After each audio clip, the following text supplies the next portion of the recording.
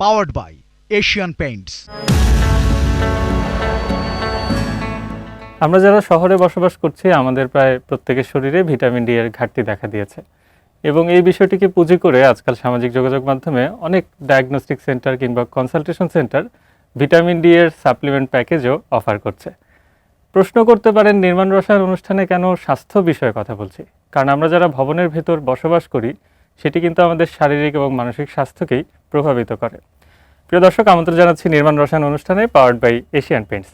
আজকের পর্বে আমরা কথা বলবো দিনের আলোর সর্বোত্তম ব্যবহার নিয়ে এবং এই বিষয়ে কথা বলতে আমাদের সঙ্গে অতিথি হিসেবে উপস্থিত হয়েছেন স্থপতি অধ্যাপক ডক্টর আশিকুর রহমান জোয়ারদার।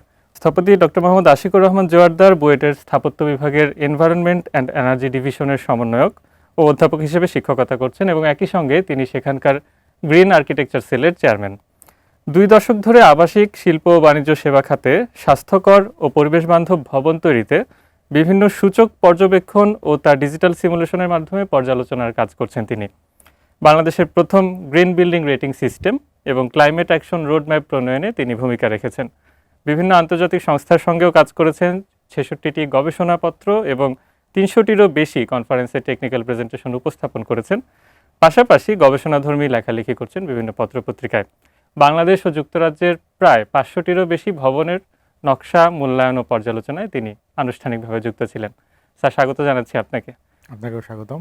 অনেক ধন্যবাদ, আপনি অনুষ্ঠানে সময় দিয়েছেন। আমরা স্যার দিনের আলো নিয়ে কথা বলতে চাই এবং আপনি আসলে ডে লাইট নিয়েও অনেক রিসার্চ করেছেন এবং একটা বিল্ডিংয়ের ভিতরে আসলে ডে লাইটের ইন্টেন্সিটি কেমন হওয়া উচিত, সেটা আমাদের হেলথ এবং আমাদের ওয়েলবিইংয়ের ক্ষেত্রে কতখানি প্রভাব ফেলে, এই বিষয়গুলো নিয়ে কথা বলতে চাই। এবং ডে লাইট মানে আমরা ভাবি যে শুধু একটা জানালা হলেই হয়তো হচ্ছে, কিন্তু কতভাবে একটা ডে লাইটের পেনিট্রেশন বিল্ডিংয়ের ভেতরে ঘটানো যায়? ডে লাইট বিষয়টা আসলে আমরা সবসময় ভাবি যে সূর্যের আলোটা তো আমরা ফ্রি পাচ্ছি, জি, ফ্রি জিনিসের উপরে মানুষের আগ্রহ একটু কম থাকে। স্বাস্থ্যের উপরে এর কি প্রভাব, জি, এই জিনিসটা অনেক সময় অনেক ক্ষেত্রে অগ্রাহ্য করা হয়, আবার অনেক ক্ষেত্রে অতিরঞ্জিত করা হয়। তো আমরা যেটা বলি, আমরা যদি শহরের দিকে তাকাই তাহলে দেখব যে প্রতিটা বিল্ডিংয়ের চেহারা ভিন্ন হলেও জানলার সাইজটা মোটামুটি এক। সেটা স্কুল বিল্ডিং হোক, রেসিডেন্সিয়াল বিল্ডিং হোক, হসপিটাল হোক, ইভেন ইন্ডাস্ট্রি বিল্ডিংও আপনি দেখবেন যে একটা টিপিক্যাল জানলা আছে 4 ফিট বাই 5 ফিট জানালা, এবং এটাকে অ্যালুমিনিয়াম ফ্রেম এবং গ্লাস দিয়ে তৈরি করা। এটা সব ক্ষেত্রে কার্যকরী নাও হতে পারে।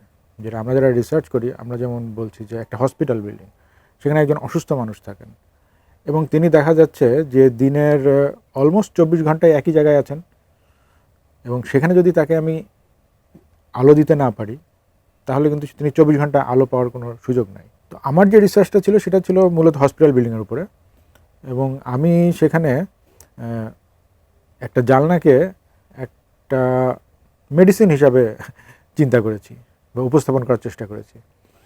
যে আমরা যেমন একটা মেডিসিন খেয়ে তাড়াতাড়ি সুস্থ হয়ে যাই, সেরকম জানলা দিয়ে একটু আলো যদি সঠিকভাবে আসে তাহলে কিন্তু সেটা একজন রোগীকে তাড়াতাড়ি সুস্থ হতে সহায়তা করবে। মনে হতে পারে যে এটা কি মিরাকল, অ্যাকচুয়ালি ইটস হ্যাপেন। আমরা যখন সূর্যের আলো বলি, আলোর সাথে কিন্তু আরও 2টা জিনিস আসে। সেটা হলো অতিরিক্ত আলো, যেটাকে আমরা বলি গ্লেয়ার, আর একটা হলো রেডিয়েশন। তো এটা কিন্তু ক্ষতি করে। সো এই ক্ষতির বিষয়টা আমরা কিন্তু বুঝতে পারবো না। আল্ট্রাভায়োলেট রেডিয়েশন হলো এমন একটি রেডিয়েশন যেটা আপনি চোখেও দেখবেন না এবং অনুভবও করতে পারবেন না, কিন্তু এটা যদি আপনার শরীরে অতিরিক্ত পরিমাণে প্রবেশ করে তাহলে ক্যান্সার থেকে অনেক দুরারোগ্য ব্যাধিতেও আক্রান্ত হতে পারেন। আবার যদি এটা একেবারে না থাকে তাহলেও কিন্তু আপনার মধ্যে কিছু কিছু হেলথ ইফেক্ট দেখা যাবে, যেমন বিষণ্ণতা, সিজনাল অ্যাফেক্টিভ ডিসঅর্ডার আমরা বলি, ঘুমের এমনিতে একটা আলসেমি কাজ করে, ঝিমুনি আসে। এগুলো আমাদেরকে খেয়াল রাখতে হবে যে দিনের কোনো একটা সময় আমরা যেন সরাসরি আউটডোর একটা এনভায়রনমেন্টের মধ্যে কাটাতে পারি, এইটুকুই আমাদের জন্য যথেষ্ট। আরেকটা জিনিস ইম্পর্ট্যান্ট, সেটা হলো দিন এবং রাতের যে তারতম্য হচ্ছে, এটা যেন আমরা বুঝতে পারি। যেমন আমরা অনেক সময় অনেক অফিসে ঢোকার পরে সকাল 8টায় হয়তো ঢুকলাম এবং দেখা গেল যে 5টা পর্যন্ত ওখানে আছি, এবং বাইরে বৃষ্টি হলো, রোদ হলো, বোঝা যাচ্ছে না, ভূমিকম্প হলে একটু হয়তো টের পাওয়া যাবে, কিন্তু আমরা কিছুর মধ্যে সংস্পর্শ নেই। প্রাকৃতিক বাকি ঘটনাগুলো টেরই পাওয়া যাচ্ছে। এই জিনিসটাও আমাদের মানসিকভাবে এবং শারীরিকভাবে কিছুটা ক্ষতি করতে ফেলবে যদি আমরা দীর্ঘদিন এইভাবে থাকি। তো সেক্ষেত্রে আমার আসলে একটা জানলা দিলেই হয়ে যায় বাইরে আলো বা বৃষ্টি হচ্ছে কি না এটা বোঝার জন্য। সো এটা খুব সিম্পল আমি যদি বলি, কিন্তু আমরা অনেক সময় ইগনোর করি। জি স্যার। স্যার শুরুতে যেটা বলছিলাম যে ভিটামিন ডি এর ডেফিসিয়েন্সি, এবং সেটার ক্ষেত্রে তো সানলাইট একটা ইম্পর্টেন্ট ফ্যাক্টর। এখন সানলাইট আবার ডে লাইট দুইটা জিনিসের তো সামান্য একটা তফাৎ আছে, কারণ বিল্ডিং এর নর্থ ওরিয়েন্টেশনে হয়তো আমরা সরাসরি সানলাইট পাচ্ছি না, কিন্তু ডে লাইট পাচ্ছি, অ্যাম্বিয়েন্ট লাইট পাচ্ছি। এখন একটা বিল্ডিং ডিজাইনের ক্ষেত্রে কোন ধরনের লাইট আমি কতখানি ইউজ করব, বা সেটা পেনিট্রেট করার ক্ষেত্রে আমার মানে বিল্ডিং ডিজাইন ওরিয়েন্টেশন কেমন হতে পারে বা কেমন হওয়া উচিত? এই জায়গাটা আসলে একটু technical, Sunlight and day light. But আসলে সানলাইট বলতে আমরা বুঝি যে আলোটা সূর্য থেকে আসে। আরেকটা লাইট যেটাকে আমরা বলি স্কাই লাইট, সো যেটা আসলে আকাশ থেকে আসে। এবং সান এবং স্কাই এই দুইটা একসঙ্গে যে লাইটটা আমরা পাই সেটাকে আমরা বলি ডে লাইট। জি। সো টেকনিক্যালি আসলে সানলাইট কখনোই আলাদা করা সম্ভব না, কারণ সূর্য যখন উঠবে তখন সেটা সূর্য থেকেও আসবে, আকাশ থেকেও রিফ্লেক্ট করে আসবে। সো আমরা যেটা আসলে পারসিভ করি এইটাকে সংজ্ঞায়িত করতে গেলে এটা আসলে ডে লাইট। জি। সানলাইটটা কিন্তু ক্ষতিকর। জি। সানের যদি আমরা অধিকক্ষণ সানলাইটের মধ্যে থাকি তাহলে যে হেলথ প্রবলেমগুলো বললাম সেগুলো হতে পারে। এবং সানলাইটের তীব্রতা অনেক বেশি হলেও যেহেতু এটা ন্যাচারাল, এইটা আউটডোরে আমাদের অতটা সমস্যা করে না। সো আমি পার্কের মধ্যে বসে একটা নিউজ পেপার পড়তে পারি, কিন্তু যদি ওই নিউজ পেপারটা আমি আমার জানলার রোদের মধ্যে এসে পড়ি তাহলে এটা সমস্যা ক্রিয়েট করবে, কারণ আমার আশেপাশের আলোর পরিমাণ অনেক কম। সো গ্লেয়ারটা আসলে তখনই তৈরি হয় যখন আমার কোনো একটা পার্টিকুলার জায়গায় অধিক পরিমাণে আলো চলে আসে, কিন্তু যদি ওই অধিক পরিমাণে আলোর পাশে যদি তার চেয়ে একটু কম, তার চেয়ে একটু কম এভাবে ছড়িয়ে যায়, যেটা বললাম যে একটা পার্কে যদি আমরা বসে একটা পেপার পড়ি বা একটা ছাদের উপরে বসে পড়ি তাহলে আমাদের চোখে সমস্যা হবে না। কিন্তু যদি আমি ইনডোরে, সেটা সানলাইটের মাধ্যমে হোক অথবা যদি আমি একটা খুব তীব্র লাইটের মধ্যে একটা কিছু পড়তে যাই বা কাজ করতে যাই, আশেপাশে আমার অন্ধকার থাকে, যেটা অনেক ক্ষেত্রে অনেক গার্মেন্টস বিল্ডিংয়ে আপনারা খেয়াল করে দেখবেন যে ওখানে লাইটটা হয়তো শুধুমাত্র যে ওয়ার্কার তার মাথার উপরে আছে। তো এটা কিন্তু অনেক সময় সমস্যা করতে পারে, যেটা বললাম গ্লেয়ারের। আচ্ছা, আপনি যেহেতু হেলদি বিল্ডিং নিয়ে দীর্ঘদিন ধরে কাজ করছেন এবং একটা বিল্ডিংকে হেলদি করার ক্ষেত্রে ডে লাইট একটা কম্পোনেন্ট, তার মানে এর আরও অনেকগুলো কম্পোনেন্ট আছে।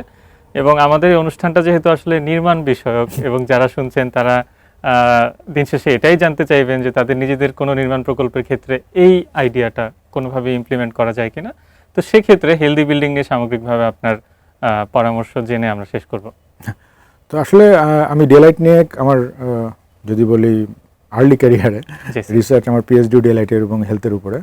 বাট পরবর্তীতে আমি যখন প্র্যাকটিক্যালি কাজ করতে শুরু করি তখন যেটা ফিল করি যে ডে লাইট একটা ফ্রি কম্পোনেন্ট এবং ultimately it's the source of all energy, Surya.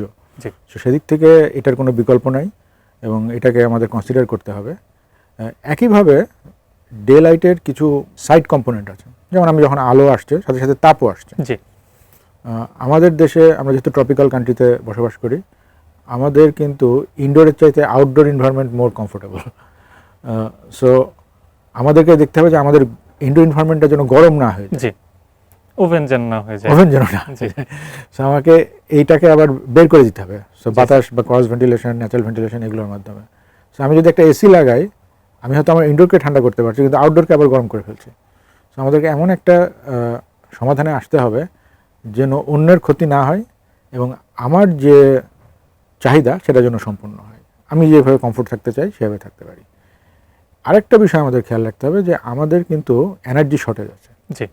So আমরা এনার্জি ইম্পোর্ট করে আমরা চলি এবং যেখান থেকেই নিয়ে আসি না কেন সেখানেও কিন্তু আসলে মূলত ফসিল ফুয়েল ইউজ হচ্ছে, তার মানে সেখানে কার্বন উৎপাদন হচ্ছে। সো এটা সারা ওয়ার্ল্ডের জন্য ক্ষতিকর। তাহলে আমাকে ডে লাইট নিয়ে যখন চিন্তা করতে হচ্ছে তখন আমাকে আসলে ডে লাইট নিয়ে চিন্তা করতে হচ্ছে, থার্মাল বিষয়টাকে চিন্তা করতে হচ্ছে, ভেন্টিলেশন নিয়ে চিন্তা করতে হচ্ছে, এনার্জি নিয়ে চিন্তা করতে হচ্ছে।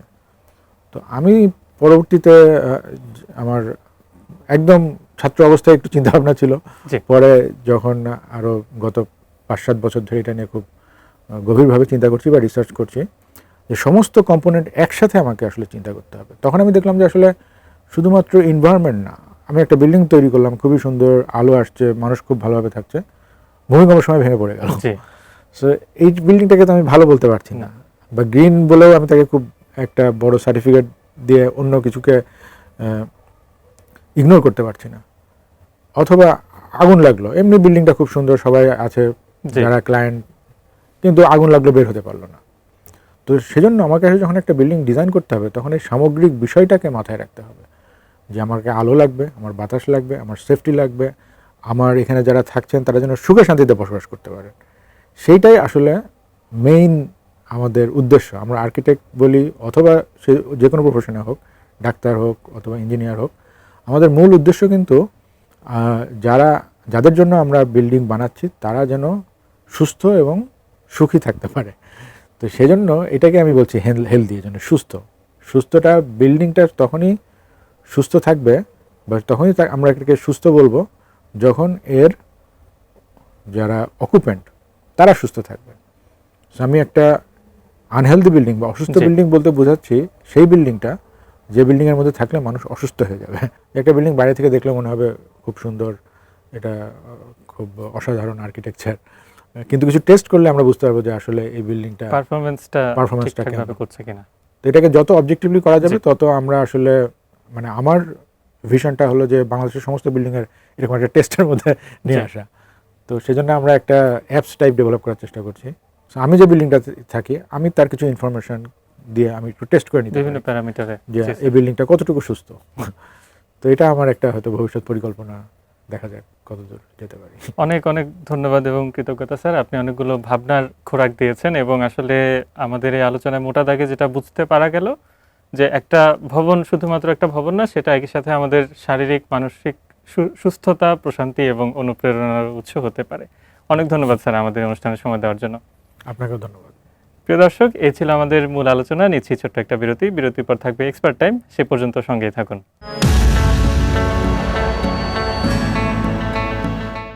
Powered by Asian Paints.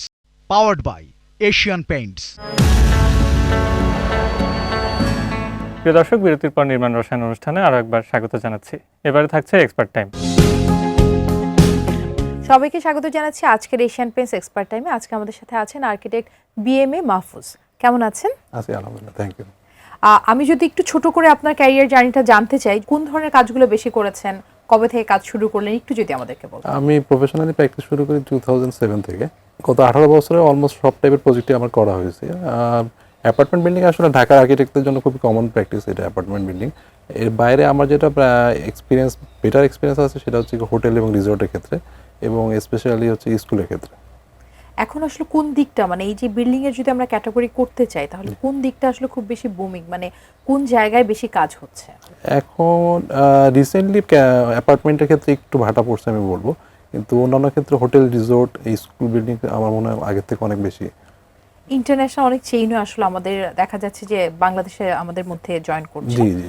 So এই জায়গাগুলোতে আগে যেটা দেখা যেত যে বাইরে আপনার রং করা হচ্ছে, এখন কোন ধরনের, মানে এক্সটেরিয়র ফিনিশটা নিয়ে যদি কথা শুরু করি, কোন ধরনের ফিনিশটা আসলে বেশি হচ্ছে? এক্সটেরিয়র ফিনিশের ক্ষেত্রে যেটা অ্যাজ এ আর্কিটেক্ট হিসেবে আমি বলবো যে আমরা সবসময় ট্রু এক্সপ্রেশনে বিশ্বাসী। আমি না, অনেক আর্কিটেক্ট এটা আসলে বিশ্বাস করে। সেই ক্ষেত্রে হচ্ছে কি ট্রু এক্সপ্রেশন বলতে আমরা যেটা বুঝি যে ম্যাটেরিয়ালের ট্রু এক্সপ্রেশন, সেটা ফেয়ার ফেস কংক্রিট হতে পারে, ফেয়ার ফেস ব্রিক হতে পারে, ইভেন অন্য কোনো ক্লেডিং ম্যাটেরিয়াল হতে পারে যেটা ট্রু এক্সপ্রেশন দিবে আর কি। সেই ক্ষেত্রে হচ্ছে কি আমরা নর্মালি প্রিফার করি হচ্ছে ফেয়ার ফেস কংক্রিট এবং এক্সপোজ ব্রিকগুলো। তার মানে ইট যেমন আছে তেমনই হ্যাঁ, থাকবে, তেমনই থাকবে। কিন্তু এটার উপর প্রোটেকশনের জন্য আপনারা কোন ধরনের সলিউশন ইউজ করেন? আমরা যে কেমিক্যাল সলিউশনগুলো ব্যবহার করি এর মধ্যে সিলিকন ওয়াটার রিপেলেন্টটা এখন অনেক বেশি পপুলার এবং এটা অনেক বেশি ট্রাস্টওয়ার্থি। ইন্টেরিয়রের ব্যাপারে যদি আমরা আসলে একটু কথা বলি, এখন ইন্টেরিয়রে যদি রিপেয়ার প্রজেক্ট হয় বা রিপেইন্টিং করতে যায়, সেই ক্ষেত্রে কোন প্রবলেমগুলো সবচেয়ে বেশি দেখা যায়? সবচেয়ে বেশি প্রবলেম দেখা যায় যে প্লাস্টারটা আমাদের রিমুভ করতে হয়, সেই ক্ষেত্রে হচ্ছে ডাস্টের একটা প্রবলেম থাকে, পেইন্টগুলো অনেক ক্ষেত্রে ড্যাম্প হয়ে যায়, নষ্ট হয়ে যায়। সো এটা টোটাল ওইটা মেনটেন্স করাটা একটু টাফ হয়ে যায়।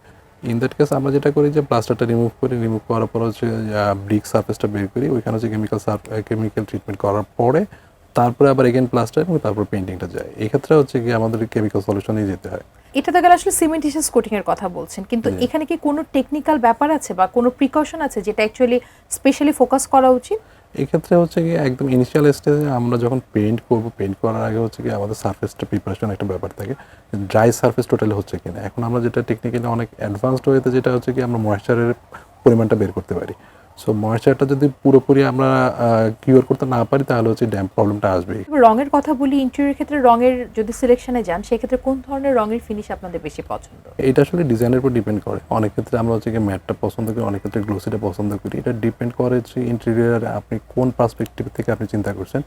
এটা যদি এরকম হয় যে আপনি ডাইনিং স্পেস চিন্তা করছেন, ডাইনিং স্পেস আমরা হয়তো একটা ওয়াল এক্সেন্ট ওয়াল হিসেবে চিন্তা করি, সেক্ষেত্রে এটা আমরা কন্ট্রাস্ট কালার দিয়ে চিন্তা করতে পারি। সেক্ষেত্রে আমার কাছে মনে হয় এটা ম্যাট ওয়াল হওয়াটা বেটার।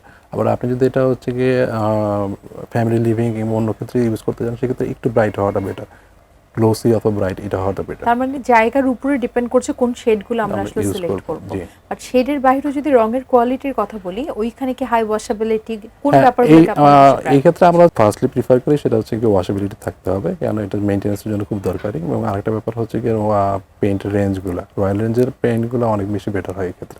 এখন পর্যন্ত আপনার বেস্ট এক্সপেরিয়েন্স কোন প্রোডাক্টের সাথে এক্সটেরিয়রে? সেক্ষেত্রে হচ্ছে আলটিমা প্রোটেকশন যেটা, ওইটার ক্ষেত্রে আমরা প্রিফার করবো। এবার আসি ছাদে, টপ ফ্লোরে যারা থাকে তাদের সবচেয়ে বেশি যেটা দেখা যাচ্ছে সেটা হচ্ছে গরমটা বেশি দেখা যায় এবং মানে থাকে না ড্যাম্পও চলে আসছে। এই জায়গায় এখন প্রেফারেবল সলিউশনটা কি? আগে যেটা ছিল যে আমাদের ক্ষেত্রে যে আমরা জল ছাদ প্রিফার করতাম, কিন্তু জল ছাদের টেকনোলজি একটা ইস্যু ছিল, আরেকটা ব্যাপার ছিল এটার ওয়েটেজ এবং হচ্ছে গিয়ে কমপ্লেক্সিটি। কমপ্লেক্সিটি বলতে যে কনস্ট্রাকশন কমপ্লেক্সিটি। এখন আমরা যেটা করি যে আমরা টেকনিক্যাল সলিউশনে যাই, বিশেষ করে কেমিক্যাল সলিউশনগুলোতে। ড্যাম্প প্রুফ কোটিং যেটা আমরা ইউজ করি সেটা বোথ আমাদের ড্যাম্প প্রুফের ক্ষেত্রেও কাজ করে এবং ওয়াটার প্রুফ হিট প্রুফিংয়ের ক্ষেত্রেও কাজ করে। So comparing to that complexity of construction, আমার কাছে মনে হয় যে কেমিক্যাল সলিউশনটা অনেক বেশি প্রিফারেবল। রিসেন্টলি এখন কোনো এক্সপিরিয়েন্স আছে যে রিসেন্ট কোনো প্রজেক্টে এই ধরনের কোনো সলিউশন ইউজ করেছেন? ড্যাম্প ফাইবার টেকগুলো আমরা হচ্ছে রিসেন্টলি ইউজ করি। এটা সাদা, কালারটা সাদা হওয়ার কারণে এটা হচ্ছে হিট প্রুফিংয়ের ক্ষেত্রে একটা ভালো অ্যাডভান্টেজ দেয়। থ্যাংক ইউ সো মাচ আপনার এত ব্যস্ততার মধ্যে আমাদেরকে সময় দেওয়ার জন্য। থ্যাংক ইউ, আপনাকেও ধন্যবাদ। দর্শক, আজকে আমরা ইন ডিটেইলে জানলাম আসলে কিভাবে আমরা আমাদের রং সিলেক্ট করতে পারি এবং আমাদের ড্যাম্প প্রুফিং এর ক্ষেত্রে বিশেষ করে ওয়েট এরিয়াতে আমরা আসলে কোন ধরনের সলিউশনগুলোকে প্রেফার করতে পারি। আশা রাখছি আজকের এই ডিসকাশন আপনাদের ডিসিশন মেকিং এ হেল্প করবে।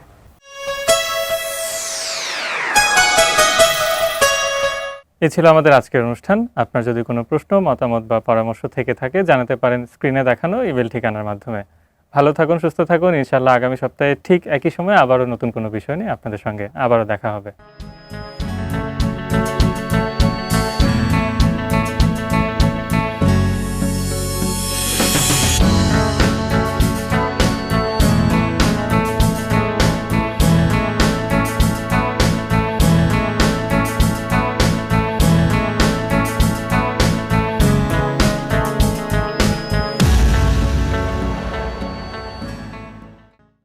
Powered by Asian Paints.